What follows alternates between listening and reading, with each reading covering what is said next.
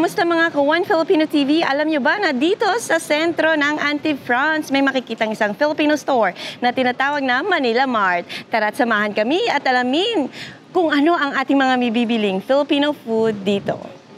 May nakita ako bago tayo mag-start. Siyempre, ang tuyo. Tuyo. Kikiam. Teka lang. Oh, very Filipino to. Suman. Hello mga kababayan, ako po si Nora Lynn, ang may-ari po ng Manila Mart dito sa Antib. Malapit lang po kami sa train station. Pagod niyo po ng train station, mag-walk lang po kayo going to town center, 4 or 5 minutes walk. Ang best seller, iba-iba. Of course, naandyan yung ating Toyotsuka. Yes, number 1. Okay. Naandyan. Sa frozen naman, ang malakas mga isda. Lalo na yung mga marinated bangus. Tagayate, yan, mamimili yung mga yan ng mga stocks nila.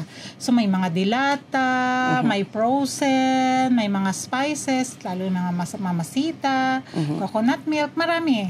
Ramihan kasi mamimiss mo yung mga loto ng mga pagkaing Pilipino.